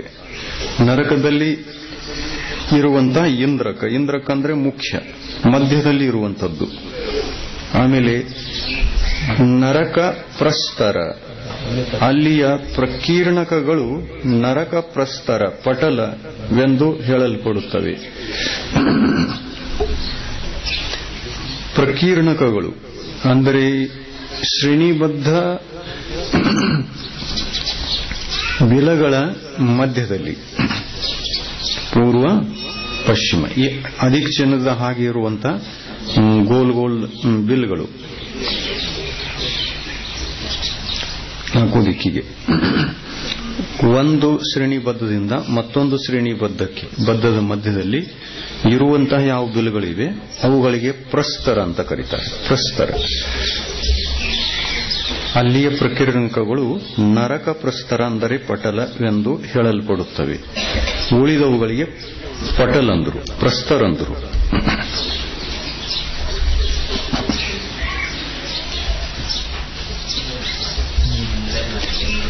ಸಂದೃಷ್ಟಿ ಕ್ರಮಾಂಕ 13 ಮುಗಿಯಿತು. ಎಷ್ಟು ವಿಸ್ತಾರ ಜ್ಞಾನ ಆಯ್ತು ನೋಡ್ರಿ. ಏನೇನಾಯ್ತು? ಸಂದೃಷ್ಟಿ ಕ್ರಮಾಂಕ 10ರಲ್ಲಿ ಸಮಸ್ತ ಪ್ರಕಾರದ ಸಮೂರ್ಛನ ತಿರ್ಯಂಚ ಜೀವಗಳ 3 ಪ್ರಕಾರದ ಅವಸ್ಥೆಗಳಲ್ಲಿರುವ ಗುಣಸ್ಥಾನಗಳನ್ನು ತಿಳ್ಕೊಂಡಿವಿ. 3 ಪ್ರಕಾರ: ಪರ್ಯಾಪ್ತಕ, ನಿರ್ವೃತ್ತಿ ಅಪರ್ಯಾಪ್ತಕ, ಲಬ್ಧಿ ಅಪರ್ಯಾಪ್ತಕ. ಇಂಥ ಜೀವಿಗಳಿಗೆ ಯಾವ ಅವಸ್ಥೆಯಲ್ಲಿ ಎಷ್ಟು ಗುಣಸ್ಥಾನಗಳು ಅನ್ನುವಂಥ ಜ್ಞಾನ ಆಯಿತು.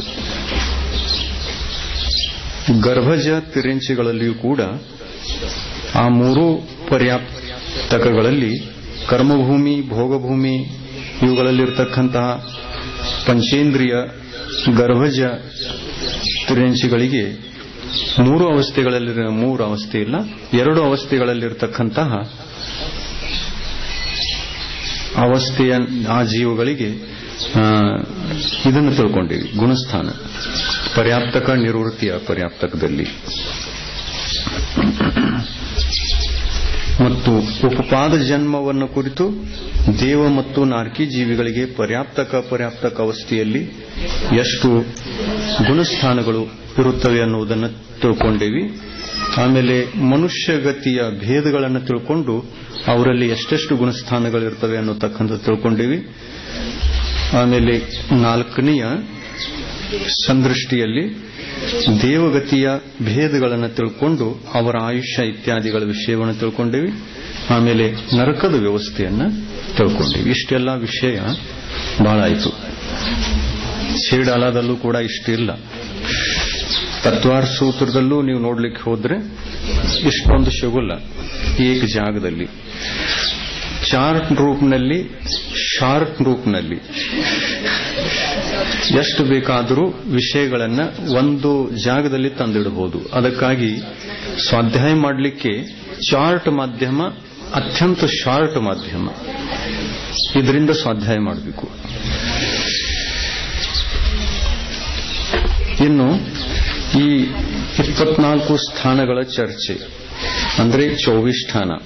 24 ಸ್ಥಾನ ಚರ್ಚೆ ಮಾಡುವವರಿಗೆ ಈ ಮೊದಲನೆಯ ಸಂದೃಷ್ಟಿಯನ್ನು ಕೂಡ ತಿಳ್ಕೊಳ್ಳೋದು ಅವಶ್ಯಕ. 24 ಸ್ಥಾನಕ್ಕೆ ಸಂಬಂಧಪಡುವಂತಹ ವಿಷಯ ಇದು. ಗಮನಾಗಮನ. 4 ಗತಿಯ ಜೀವಿಗಳು ಯಾವ ಗುಣಸ್ಥಾನದಲ್ಲಿ ಮರಣ ಹೊಂದಿ ಯಾವ ಗತಿಯಲ್ಲಿ ಹೋಗಬಹುದು, ಹೋಗಲಿಕ್ಕೆ ಸಾಧ್ಯ ಇಲ್ಲ ಅನ್ನುವಂಥ ವಿಷಯವನ್ನು ತಿಳ್ಕೊಳ್ಳೋಣ. ಸಂದೃಷ್ಟಿ ಕ್ರಮಾಂಕ 1, ಕನ್ನಡದಲ್ಲಿ 6ನೇ ಪುಟ, ಹಿಂದಿಯಲ್ಲಿ 6ನೇ ಪುಟ.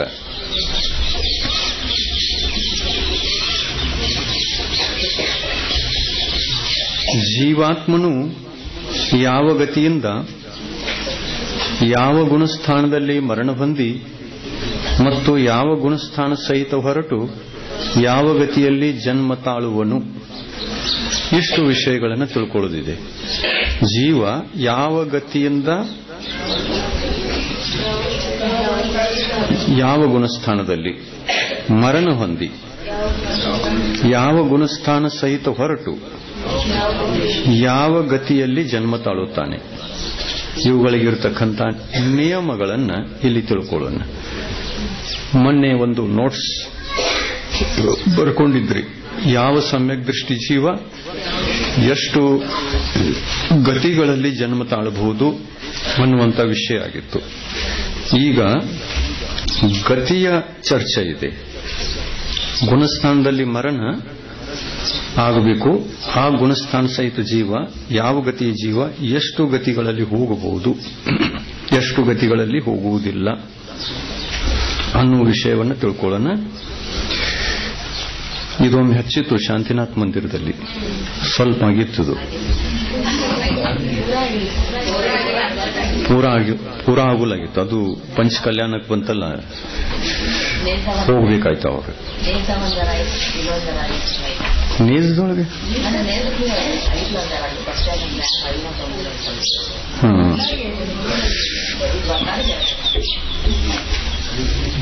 ಇದರಲ್ಲಿ ಶೀರ್ಷಕಗಳನ್ನು ಮೊದಲು ತಿಳ್ಕೊಳ್ಳೋಣ.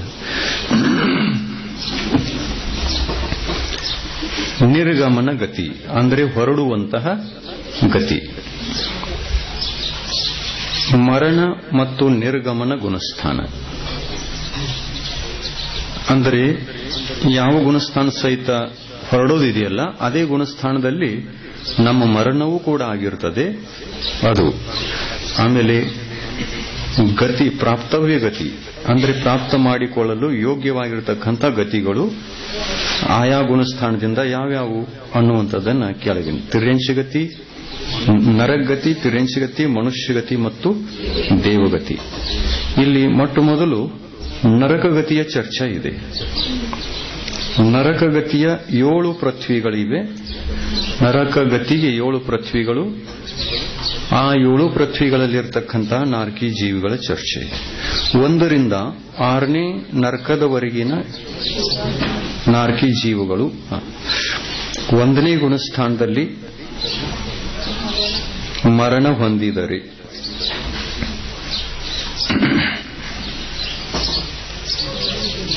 ನೋಡಿ 1ನೇ ನರಕದಲ್ಲಿ ಇರುವಂತಹ ನಾಲ್ಕಿ ಜೀವಿಗಳು ಸಮ್ಯಕ್ತು ಸಹಿತ ಮರಣ ಹೊಂದಿ ಬರಬಹುದು.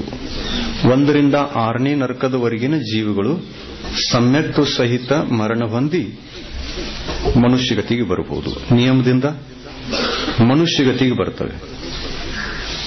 ಮತ್ತು ಒಂದು ವೇಳೆ ತಿರ್ಯಂಶಗತಿಗೆ ಬರುವುದಾದರೆ ಸಮ್ಯಕ್ತು ನಾಶ ಆಗಿ ಮಿಥ್ಯಾತ್ವ ಸಹಿತ ಬರ್ತದೆ. ಆದರೆ 1ನೇ ನರಕದಲ್ಲಿ ಕ್ಷಾಯಿಕ ಸಮ್ಯಕ್ ದೃಷ್ಟಿ ನಾಲ್ಕಿ ಜೀವಿಗಳು ನಿಯಮದಿಂದ ಮನುಷ್ಯರಾಗ್ತಾರೆ. ನಿಯಮದಿಂದ ಮನುಷ್ಯಗತಿಗೆ ಬರ್ತಾರೆ, ಯಾಕಂದ್ರೆ ನಾಶ ಆಗುವಂತ ಪ್ರಶ್ನೆ ಇಲ್ಲ. ಕ್ಷಾಯೋಕ್ಷಂ ಸಮ್ಯಕ್ತಿತ್ತು ಅಂತಂದ್ರೆ ನಾಶ ಆಗ್ತದೆ. ತಿರ್ಯಂಶಗತಿಗೆ ಬರುವಾಗ ತಿರ್ಯಂಶಗತಿ ಕಟ್ಟಿಕೊಂಡಿದ್ರೆ. ಇನ್ನು ನರಕಗತಿಯಿಂದ ಮನುಷ್ಯಗತಿಗೆ ಬರುವಂತಹ ಜೀವಿಗಳು ಕೇವಲ ಸಮ್ಯಕ್ ದೃಷ್ಟಿ ಜೀವಿಗಳೇ ಬರ್ತಾರೆ ಅನ್ನತಕ್ಕಂಥ ಯಾವ ನಿಯಮನೂ ಇಲ್ಲ. ಮಿಥ್ಯಾದೃಷ್ಟಿ ಜೀವಿಗಳು ಬರಬಹುದು. ಮಂದ ಕಷಾಯದಿಂದ ಮನುಷ್ಯಾಯುವನ್ನು ಕಟ್ಟಿಕೊಂಡು ಮಿಥ್ಯಾತ್ವದ ಉದಯದಲ್ಲಿ 1ನೇ ಗುಣಸ್ಥಾನದಲ್ಲಿ ಮರಣ ಹೊಂದಿ ಬರಬಹುದು ಮನುಷ್ಯಗತಿಗೆ. ತಿರ್ಯಂಶಗತಿಗೂ ಹೋಗಬಹುದು. ಆದರೆ ಯಾವ ನಾಲ್ಕಿ ಜೀವಿಗಳಿಗೆ ಸಮ್ಯಕ್ತು ಸಹಿತ ಮರಣ ಆಗ್ತದೆಯೋ ಅವು ನಿಯಮದಿಂದ ಮನುಷ್ಯಗತಿಗೆ ಮಾತ್ರ ಬರ್ತವೆ. ಈ ಸಾಮಾನ್ಯ ನಿಯಮಗಳನ್ನು ಲಕ್ಷ್ಯದಲ್ಲಿಟ್ಟುಕೊಂಡು ಈ ಚಾರ್ಟ್ವನ್ನು ಹಚ್ಚಬೇಕು. 1 ರಿಂದ 6ನೇ ನರಕದವರೆಗಿನ ಜೀವಾತ್ಮನು ನಾಲ್ಕಿ ಜೀವ ಒಂದನೇ ಗುಣಸ್ಥಾನದಲ್ಲಿ ಮರಣವನ್ನು ಹೊಂದಿತ್ತು ಅಂತಂದ್ರೆ 2 ಗತಿಗಳಲ್ಲಿ ಬರಲಿಕ್ಕೆ ಸಾಧ್ಯ. ನರಕಗತಿ ಅಂತೂ ಇಲ್ಲವೇ ಇಲ್ಲ, ದೇವಗತಿನೂ ಇಲ್ಲ. ನಾರ್ಕಿ ಜೀವಿಗಳು ಮರಣ ಹೊಂದಿ ನರಕಗತಿಯಲ್ಲಿ ಹುಟ್ಟುವುದಿಲ್ಲ, ಇದು ನಿಸರ್ಗ ನಿಯಮ. ದೇವಗತಿಯ ಜೀವಿಗಳು ದೇವಗತಿಯಲ್ಲಿ ಹುಟ್ಟುವುದಿಲ್ಲ, ದೇವಗತಿಯ ಜೀವಿಗಳು ನರಕದಲ್ಲಿ ಹುಟ್ಟುವುದಿಲ್ಲ, ನಾರ್ಕಿ ಜೀವಿಗಳು ದೇವಗತಿಯಲ್ಲಿ ಹುಟ್ಟುವುದಿಲ್ಲ. ಮೇಲಿನಿಂದ ಬರುವವರಿಗೆ 2 ಗತಿ, ಕೆಳಗಿನಿಂದ ಬರುವವರಿಗೂ 2 ಗತಿ. ಇಲ್ಲೇ ಮಧ್ಯಲೋಕದಲ್ಲೇ ಬರಬೇಕು, ತಿರ್ಯಂಚ ಆಗಬೇಕು. ಸೌಜ್ಞಿ ಪಂಚೇಂದ್ರಿಯ ತಿರ್ಯಂಚ, ಏಕೇಂದ್ರಿಯ ತಿರ್ಯಂಚ. ಮೇಲಿಂದ ಬರುವವರು ಏಕೇಂದ್ರಿಯದಿಂದ ಪಂಚೇಂದ್ರಿಯದವರೆಗಿನ ಪರ್ಯಾಯಗಳಲ್ಲಿ ಬರಬಹುದು. ಕೆಳಗಿನಿಂದ ಬರುವವರು ನಿಯಮದಿಂದ ಸೌಜ್ಞಿ ಪಂಚೇಂದ್ರಿಯ ಮಾತ್ರ ಆಗ್ತಾರೆ, ಅಸೌಜ್ಞಿನೂ ಆಗುಲ್ಲ. ಈ ತರ ನಿಯಮಗಳು, ಸಾಮಾನ್ಯ ನಿಯಮಗಳಿವೆ. ನಡುವಿನವರಿಗೆ 4 ಗತಿ ಇದೆ. ನಡುವಿರ್ತಾರಲ್ಲ ಅವರು.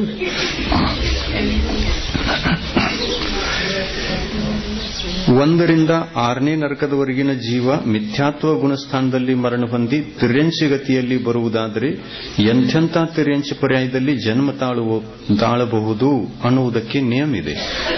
ಏನಾಗಬಹುದು? ಪಂಚೇಂದ್ರಿಯ, ಸೌಜ್ಞಿ, ಗರ್ಭಜ, ಪರ್ಯಾಪ್ತಕ, ಸಂಖ್ಯಾತ ವರ್ಷಾಯುಷ್ಕನಾಗಿ ಜನಿಸಬಹುದು. ಇದಕ್ಕಿಂತ ಹೆಚ್ಚೇನೂ ಇಲ್ಲ. ಏಕೇಂದ್ರಿಯ ಆಗುವುದಿಲ್ಲ, ಪಂಚಸ್ಥಾವರ ಕಾಯಕದಲ್ಲಿ ಜನ್ಮ ಇಲ್ಲ, ದ್ವೇಂದ್ರಿಯ, ತೇನೇಂದ್ರಿಯ, ಚತುರೇಂದ್ರಿಯ, ಅಸೌಜ್ಞಿ, ಪಂಚೇಂದ್ರಿಯ ಈ ಪರ್ಯಾಯಗಳಲ್ಲಿ ಜನ್ಮ ಇಲ್ಲ. ಮಿಥ್ಯಾದೃಷ್ಟಿ ಇದ್ರೂ ಇಲ್ಲ. 1ನೇ ಗುಣಸ್ಥಾನದಲ್ಲಿ ಮರಣ ಇದೆ, ಆದರೂ ಕೂಡ ಇಲ್ಲ. ಆಮೇಲೆ ಸಮ್ಯಕ್ ದೃಷ್ಟಿ ಇದ್ರೆ ಅದಂತೂ ಇಲ್ಲವೇ ಇಲ್ಲ. ಅಂದ್ರೆ ಏನ್ ನಿಯಮ ಆಯ್ತು? ಒಟ್ಟಿನಲ್ಲಿ ಗರ್ಭಜ ಪಂಚೇಂದ್ರಿಯ ಜೀವ ಸೌಜ್ಞಿ ಪಂಚೇಂದ್ರಿಯ ಜೀವ ಆಗಿ ಹುಟ್ಟುತ್ತಾನೆ ಅಂತಕ್ಕಂಥದ್ದು ನಿಯಮ ಆಯ್ತು. ಗರ್ಭಜ ಸಂಘಿ ಪಂಚೇಂದ್ರಿಯ ಜೀವ ತಿರ್ಯಂಚಗತಿಯಲ್ಲಿ ಆಗಿ ಹುಟ್ಟಬಹುದು, ಮತ್ತು ಮನುಷ್ಯದಲ್ಲಿ ಗರ್ಭಜ ಪರ್ಯಾಪ್ತಕ ಮನುಷ್ಯನಾಗಿ ಹುಟ್ಟುತ್ತಾನೆ, ಲಬ್ಧಿ ಅಪರ್ಯಾಪ್ತಕ ಮನುಷ್ಯರಲ್ಲಿ ಹುಟ್ಟುವುದಿಲ್ಲ.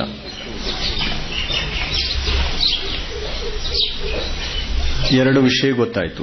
ಏನು? ನಾರ್ಕದಿಂದ ಬರುವಂತಹ ನಾರ್ಕಿ ಜೀವ ಸಮೂರ್ಛನ ಪರ್ಯಾಪ್ತಕ ತಿರ್ಯಂಚಿಯಾಗಿನೂ ಹುಟ್ಟಲ್ಲ, ಲಬ್ಧಿ ಅಪರ್ಯಾಪ್ತಕ ಸೌಜ್ಞಿ ಪಂಚೇಂದ್ರಿಯ ತಿರ್ಯಂಚಿಯಾಗಿಯೂ ಹುಟ್ಟುವುದಿಲ್ಲ. ಗರ್ಭಜ ಪರ್ಯಾಪ್ತಕ ಸೌಜ್ಞಿ ಪಂಚೇಂದ್ರಿಯ ಆಗಿ ಹುಟ್ಟುತ್ತಾನೆ. ಗರ್ಭಜ ಪರ್ಯಾಪ್ತಕ ಅಸೌಜ್ಞಿ ಜೀವಾಗಿನೂ ಹುಟ್ಟಲ್ಲ.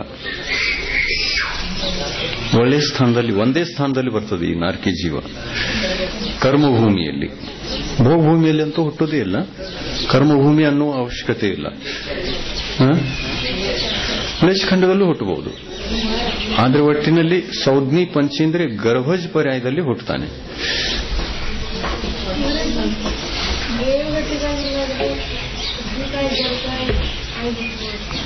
ದೇವಗತಿಯಲ್ಲಿ ಪೃಥ್ವಿಕಾಯ ಯಾರು?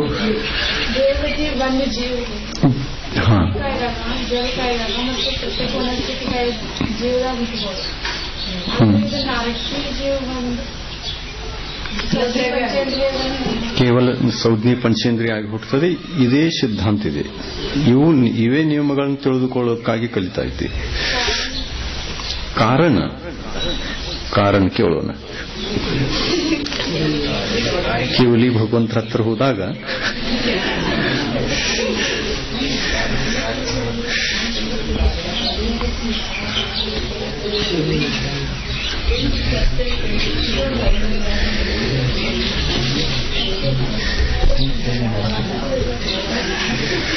ಕೇವಲಿ ಭಗವಂತರು ಏನ್ ಹೇಳ್ತಾರಂತಂದ್ರೆ, ಕೇವಲ ನರಕದಲ್ಲಿ ಮರಣವನ್ನು ಹೊಂದತಕ್ಕಂತಹ ಜೀವಿಗಳಿಗೆ ಯಾವ ಲೇಷ ಇರುತ್ತದೆಯೋ ಆ ಲೇಷ ಪರಿಣಾಮಗಳು ಮತ್ತು ಭಾವಗಳು ಗರ್ಭಜ ತಿರ್ಯಂಚ ಮತ್ತು ಗರ್ಭಜ ಮನುಷ್ಯರನ್ನು ಬಿಟ್ಟು ಉಳಿದ ಪರ್ಯಾಯಗಳಲ್ಲಿ ಜನ್ಮ ತಾಳಲಿಕ್ಕೆ ಯೋಗ್ಯವಾದ ಭಾವಗಳೂ ಇಲ್ಲ ಮತ್ತು ಲೇಷ್ಯಗಳೂ ಇಲ್ಲ. ಆದ್ದರಿಂದ ಅಂಥ ಪರ್ಯಾಯಗಳ ಆಯುಬಂಧ ಅಲ್ಲಿಲ್ಲ. ಲೇಷ ಅಶುಭ ಇದೆ, ಆದರೆ ಅದರೊಳಗೆ ಅಸಂಖ್ಯಾತ ಲೋಕ ಪ್ರಮಾಣ ಭೇದ ಭಿನ್ನತೆ ಇದೆ. ಆ ಲೇಷ ಪರಿಣಾಮಗಳು ಏಕೇಂದ್ರಿಯಾದಿ ಪರ್ಯಾಯಗಳಲ್ಲಿ ಹುಟ್ಟಲಿಕ್ಕೆ ಯೋಗ್ಯವಲ್ಲ.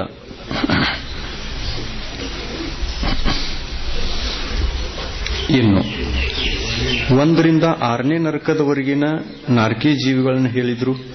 ಇನ್ನು 7ನೇ ನರಕದ ಜೀವದ ಬಗ್ಗೆ, 7ನೇ ನರಕದ ಜೀವ ಒಂದು ವೇಳೆ 1ನೇ ಗುಣಸ್ಥಾನದಲ್ಲಿ ಮರಣ ಹೊಂದಿತ್ತು ಅಂತಂದ್ರೆ ಏನೇನಾಗಬಹುದು? ಇದು ಒಂದೇ ಗತಿಯಲ್ಲಿ ಬರ್ತದೆ ನೋಡಿ, ಹೇಳಿತಲ್ಲ, 7ನೇ ನರಕದಲ್ಲಿ ಸಾಯುವಂತ ಜೀವ 1ನೇ ಗುಣಸ್ಥಾನದಲ್ಲೇ ಸಾಯ್ತದೆ, 4ನೇ ಗುಣಸ್ಥಾನದಲ್ಲಿ ಅದಕ್ಕೆ ಮರಣ ಇಲ್ಲವೇ ಇಲ್ಲ. ಬರುವುದಾದರೆ ಒಂದೇ ಗತಿಗೆ ಬರ್ತದೆ, ತಿರ್ಯಂಶ ಗತಿ. ಅದು ಕೂಡ ಪಂಚೇಂದ್ರಿಯ ಸೌಜ್ಞಿ ಗರ್ಭಜ ಪರ್ಯಾಪ್ತಕ ಸಂಖ್ಯಾತ ವರ್ಷ ಅಂದ್ರೆ ಕರ್ಮಭೂಮಿಯ ತಿರ್ಯಂಶ ಆಗಿ ಜನ್ಮ ತಾಳ್ತದೆ. ಕ್ರೂರ ತಿರ್ಯಂಶ ಆಗ್ತದೆ, ಕ್ರೂರ ಹಿಂಸಕ ತಿರ್ಯಂಶ, ಕರ್ಮಭೂಮಿಯ ಹಿಂಸಕ ತಿರ್ಯಂಶ ಆಗಿ ಜನ್ಮ ತಾಳ್ತದೆ. ಮತ್ತೊಮ್ಮೆ ಅದು ನಿಯಮದಿಂದ ನರಕಕ್ಕೆ ಹೋಗ್ತದೆ, ಒಂದು ಸಲ ಮತ್ತೆ ಹೋಗಬೇಕು. ಪೂರ್ವ ಸಂಸ್ಕಾರ ವರ್ಷದಿಂದ ಕ್ರೂರ ಪರಿಣಾಮಗಳೆಲ್ಲ ಹಾಗೆ ಇರ್ತದೆ. ಆಮೇಲೆ ಮತ್ತೆ ಹಿಂಸೆ ಆಗ್ತದೆ, ಮತ್ತೆ ನರಕ ಇವನ್ನು ಕಟ್ಟಿಕೊಂಡು ಮತ್ತೊಂದು ಸಲ ನರಕಕ್ಕೆ ಹೋಗಬೇಕು. 7ನೇ ನರಕದ ಜೀವ 1ನೇ ಗುಣಸ್ಥಾನದಲ್ಲಿ ಮರಣ ಹೊಂದಿ ಮನುಷ್ಯ ಗತಿಗೆ ಬರುವುದಿಲ್ಲ, ಕೇವಲ ತಿರ್ಯಂಶ ಗತಿಗೆ ಮಾತ್ರ ಬರುತ್ತದೆ. ಇದು ನಿಯಮ ಆಯಿತು. ಯಾವುದು?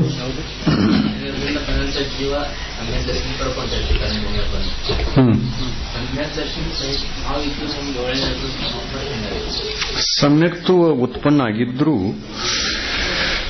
ಕೊನೆಯಲ್ಲಿ ಅದರ ಪರಿಣಾಮಗಳು ಕೆಟ್ಟು ಹೋಗಿ ಆ ಸಮ್ಯಕ್ತ್ವ ನಷ್ಟ ಆಗುತ್ತೆ, ಮತ್ತೆ ಹೋಗ್ಬೋದು ತಿರ್ಯಂಶ ನರಗತಿಗೆ.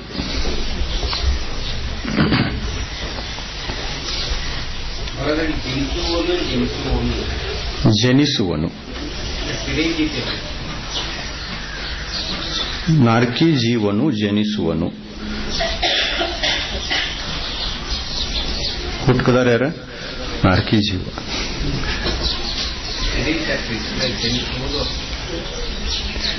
ತಿರ್ಯಂಶ ಅಲ್ಲದ, ಅದರದ್ದು ವಿಶೇಷಣ ಅಲ್ಲ, ಹುಟ್ಟುವವರು ವಿಶೇಷಣ. ಅದು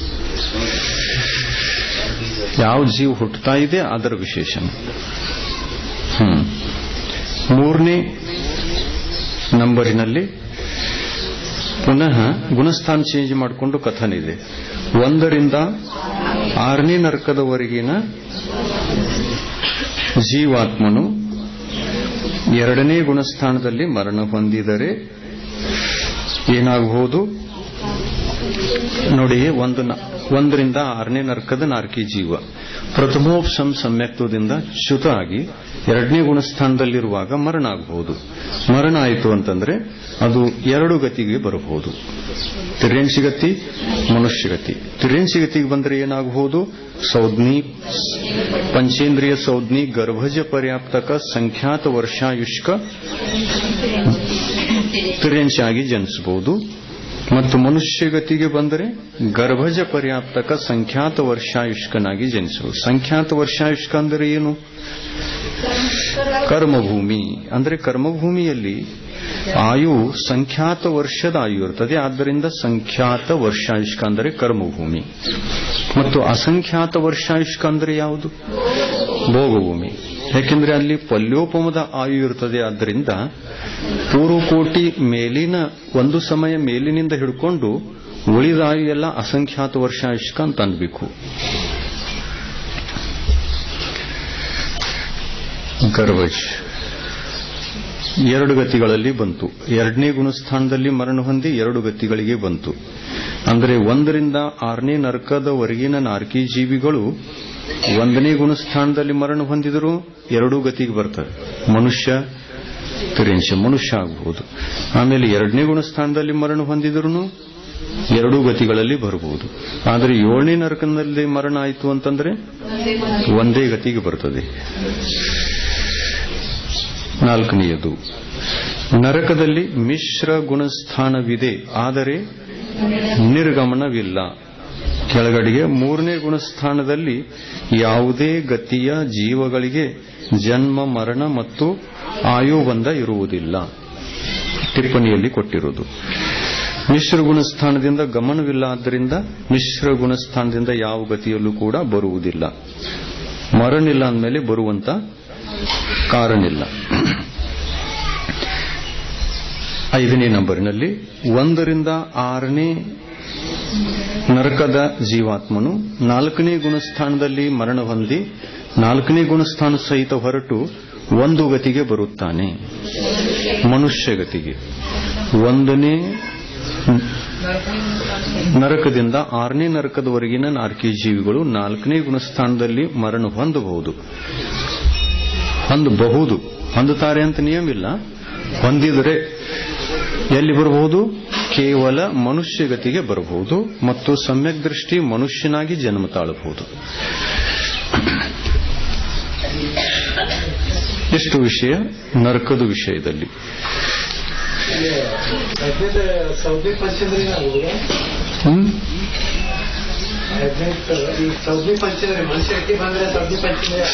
ಪಂಚೇಂದ್ರಿಯ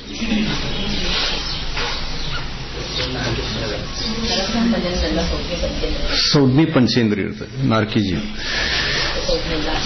ಜೀವ ಸೌಜ್ಞಿ ಪಂಚೇಂದ್ರಿಯ ಎಲ್ಲ.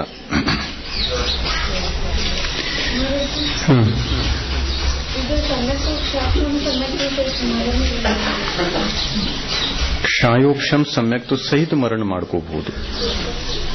ಬರುವಾಗ ಜೊತೆಯಲ್ಲಿ ತಗೊಂಡು ಬರಬಹುದು. ಅದನ್ನ ವಿಗ್ರಹಗತಿಯಲ್ಲಿ ಕ್ಷಾಯೋಕ್ಷಂ ಸಮ್ಯಕ್ತ ಉಳಿಯುತ್ತದೆ, ಆದರೆ ನರಕಕ್ಕೆ ಹೋಗುವಾಗ ಉಳಿಯುವುದಿಲ್ಲ.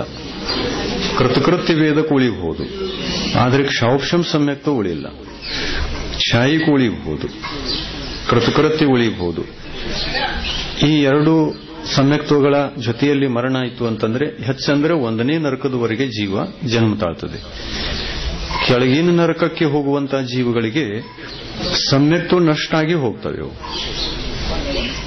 ಮೊದಲು ನರಕಾಯುವನ್ನು ಕಟ್ಟಿಕೊಂಡು ನಂತರ ಕ್ಷೌಕ್ಷಂ ಸಮ್ಯಕ್ತವನ್ನು ಪ್ರಾಪ್ತ ಮಾಡಿಕೊಂಡಿರುವಂತಹ ತಿರೇಂಶ ಮತ್ತು ಮನುಷ್ಯರು ನರಕಕ್ಕೆ ಹೋಗಬೇಕಲ್ಲ. ನರಕಾಯು ಕಟ್ಕೊಂಡಿದ್ದರೆ ನರಕ ಹೋಗಲೇಬೇಕು. ಇನ್ನು ಜೀವನಾಂತ್ಯದವರೆಗೆ ಅದನ್ನ ಇರಿಸಿಕೊಳ್ಳಬಹುದು ಕ್ಷೌಕ್ಷಂ ಸಮ್ಯಕ್ತವನ್ನು. ಆದರೆ ನರಕಾಯು ಮುಗಿಯುವಕ್ಕಿಂತ ಅಂತರ್ಮುಹೂರ್ತ ಮೊದಲು ಸಮ್ಯಕ್ತ ನಷ್ಟ ಆಗಿ ನರಕಕ್ಕೆ ಹೋಗ್ತಾನೆ ಜೀವ.